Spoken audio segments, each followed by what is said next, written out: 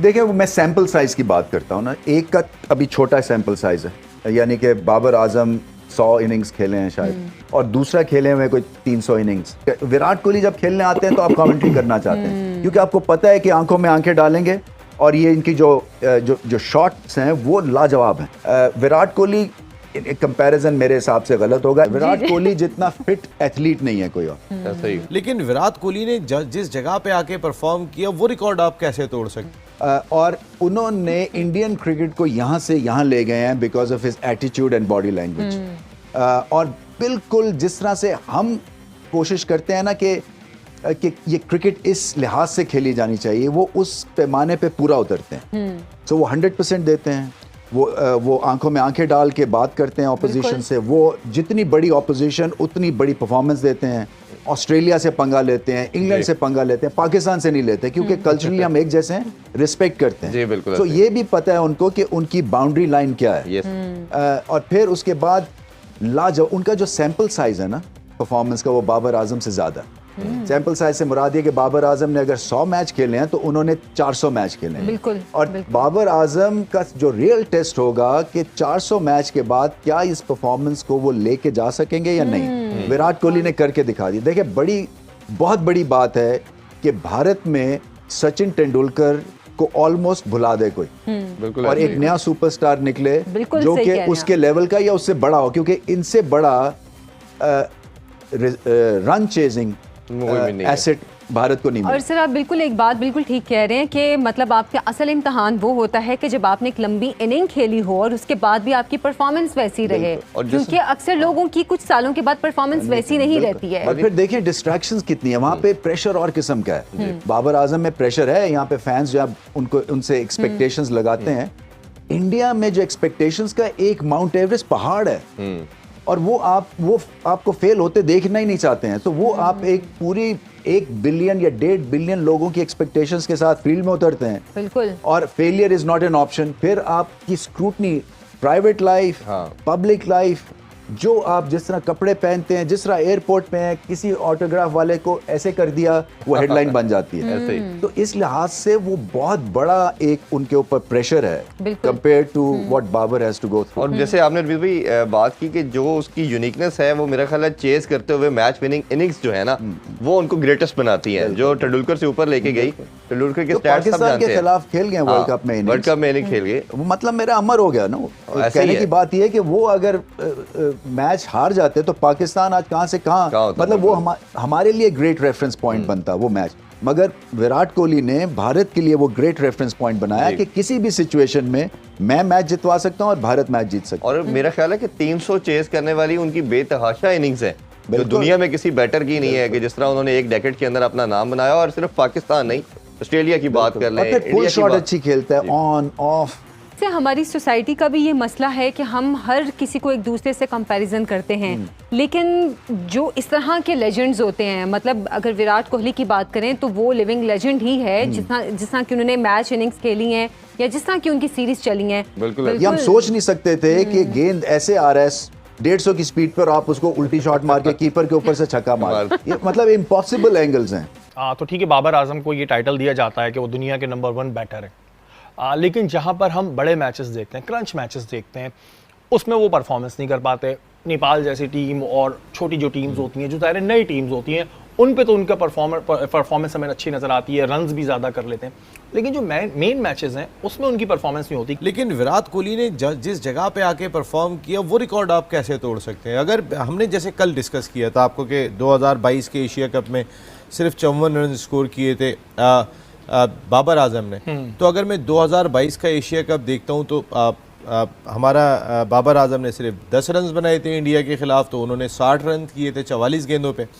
बाबर आजम के कुल रन जो है वो 5 मैचों में 54 थे, जबकि विराट कोहली ने अगर हम देखें तो 276 रन एशिया कप 2022 में स्कोर कर दिए थे। कहाँ 54, कहाँ टूर्नामेंट की मैं बात कर रहा हूँ, इवेंट की बात कर रहा हूँ मैं, और पाकिस्तान के खिलाफ मैच की बात कर रहा हूँ। देन अगर वर्ल्ड T20 2022 की बात कर लेते हैं, बाबर आजम 0 पे आउट हुए इंडिया के खिलाफ, और वहाँ पे जो है वो वर्ल्ड कप में जो 82 रन 53 गेंदों पे की, उसे आज भी T20 की टॉप इनिंग करार देते हैं जो पाकिस्तान के खिलाफ उन्होंने खेली थी। और एक नामुमकिन को मुमकिन बना दिया था उन्होंने, ये विराट कोहली ने किया था और उस मैच में हमारे बाबर 0 पे आउट हुए थे। और अगर मैं वर्ल्ड कप में रन्स देख लेता हूँ तो मुझे 2022 वर्ल्ड कप में 254 रन्स दिखाई देते हैं, टॉप स्कोरर बने थे विराट कोहली उस इवेंट के। और मैं अगर बाबर को देख लेता हूं तो वर्ल्ड कप में उनके 120 आधे भी रन नहीं थे 6 मैचों के अंदर। तो इतना बड़ा फ़र्क आपको दिखाई दे रहा है मेन मैचेस में। और फिर अगर इस एशिया कप की बात कर लें, बाबर आजम ने इस एशिया कप में 207 रन बनाए, कोहली ने अब तक 129 रन बनाए।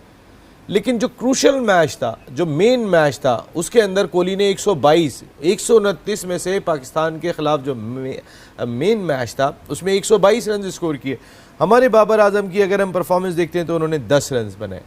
तो कहने का मकसद है बाबर साहब आपके 151 रन अगेंस्ट नेपाल वो कोई वैल्यू नहीं रखते हैं। आप अगर कंपैरिजन करें, देखें जी विराट कोहली से मुकाबला किया जाता है, बाबर आजम का स्टाइलिश दोनों है, खूबसूरत दोनों है, लेकिन यहाँ से और यहाँ से मुझे कोहली ज़्यादा तगड़े लगते हैं जो मेन मैचेस में परफॉर्म करते हैं। तो क्या हमारे यहाँ जो रैंकिंग देते हैं वो सिर्फ नंबर ही देख के देते हैं कि जी इतने रन ज़्यादा हैं तो हैं, कि ये कोई चीज़ इंपॉर्टेंट नहीं रखती कि बनाए किसके खिलाफ है। अगर आप इंडिया पाकिस्तान की मैच की बात करें, अगर उसमें बाबर सेंचुरी मारते तो हम उन्हें कहते हैं कि बाबर यहाँ है, उसमें आप स्कोर नहीं कर पा रहे। नेपाल जैसी टीम में तो अगर आपको किसी नए प्लेयर को चांस देना चाहिए था, जैसे कि इंडिया ने कल के मैच में दिया।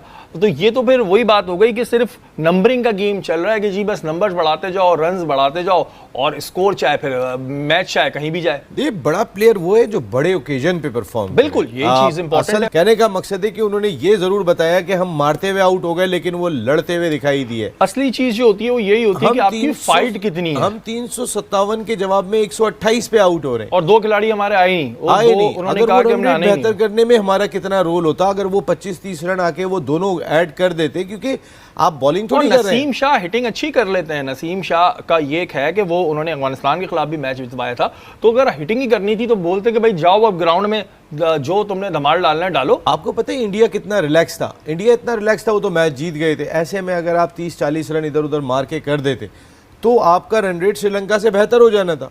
आप तो फॉर ग्रांटेड लिए हुए हर चीज़ को। हम तो नंबर 1 टीम है, हमारी नंबर 1 बॉलिंग लाइनअप है, हमारी तो जो है वो ऐसे कॉम्पैक्ट बैटिंग लाइनअप है। भाई कॉम्पैक्ट बैटिंग लाइनअप मैंने आपके सामने रख दी कि जिस पे हम सबसे ज़्यादा बैंक करते हैं वो मेन टूर्नामेंट में सिवाय जो दुबई इमारात में वर्ल्ड T20 हुआ था उसमें, और रिजवान ने 10 दिलाई थी, उस वक्त हमें 160 रन करने थे।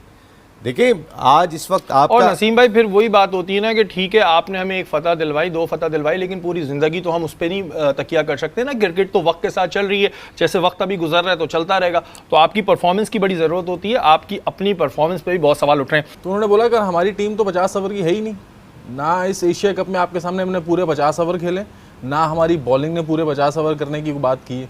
तो हम तो 50 ओवर्स की क्रिकेट वाले प्लेयर ही नहीं है, समझ लें। उन्होंने इस तरह से बात की। तो आप देखें हम T20 क्रिकेट फॉर्मेट में हम परफॉर्म कर रहे हैं। हमने हर प्लेयर का आप जिसको उठा के देखें, बहुत कम प्लेयर हैं जिन्होंने वनडे में अपना नाम बनाया। मेजॉरिटी जो टीम खेल रही है वो T20 के फॉर्मेट पे खेल रही है। अब जमान खान खेला आपके सामने T20 फॉर्मेट से, ठीक है, हारिस को खिलाया आपने T20 फॉर्मेट से। तो ये चीज़ें हैं और हमें देखना चाहिए कि हम जिस फॉर्मेट के लिए जा रहे हैं हमें उस फॉर्मेट का प्लेयर चाहिए। सबसे मेन चीज़ मैं बार बार यही कहता हूँ कि देखें रिप्लेसमेंट्स बननी चाहिए, रिप्लेसमेंट्स होनी चाहिए। जब प्लेयर को आप अगर जो लड़का परफॉर्म नहीं कर रहा तो अगर उसका आप रिप्लेस करेंगे तो उसको फील होगा कि यार मुझे परफॉर्म करना है, मुझे वापस टीम में आना है। अगर हम पाकिस्तान के पिछले 6 महीने की जीत देखें, जो उन्होंने ज़्यादातर 6 महीने में मैचेस जीते हैं, वो मैंने ये देखा है कि काफ़ी जो इतनी ज़्यादा मजबूत टीम्स नहीं थी उनके खिलाफ उन्होंने अच्छी परफॉर्मेंस का मुजाहिरा किया अपने मुल्क में। अदरवाइज बड़ी टीम्स के सामने नहीं। अब वर्ल्ड कप में तो आपका सामना पूरी दुनिया की टीमों से होगा, उसमें ऑस्ट्रेलिया है, न्यूजीलैंड है और दूसरी टीम्स है, उधर फिर कहाँ देख रहे हैं? अभी भी 6 महीने में जो टीमें आई हुई हैं आप देखें, ऑस्ट्रेलिया आई, उसमें भी 5 प्लेयर मेन प्लेयर थे, बाकी 8-9 प्लेयर जो थे उनके वो नए प्लेयर थे। उसके अलावा न्यूजीलैंड आई, वो उसमें भी 4 प्लेयर उनके एक्सपीरियंस प्लेयर थे, बाकी 11 प्लेयर उनके जो थे वो नए प्लेयर थे। तो हर टीम वो तो अपने नए बच्चों को तैयार कर रहे हैं बेच और आप देखें जैसे अब इंडिया के मैच में भी कल के मैच में भी जो हुआ है इंडिया वाले मैच में, उसमें भी उन्होंने अपने प्लेयरों को रेस्ट दिया है और जो नहीं खेल रहे थे उनको मौका दिया कि यार चलें हम अपने प्लेयरों को रेस्ट देके जो नए प्लेयर्स हमारे साथ आए उनको तो देखें हम वो कहाँ स्टैंड करें।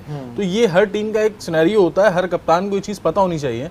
और बाबर की कप्तानी जैसे आप कह रहे हैं कि शोएब भाई ने कल भी कही ये बात कि बाबर की कप्तानी अब सवालिया निशान खड़ा कर रही है, क्योंकि ना उसको पिच रीड करनी आ रही है, ना ही उसको बॉलिंग के हिसाब से कुछ मैनेज करना आ रहा है कि मैं क्या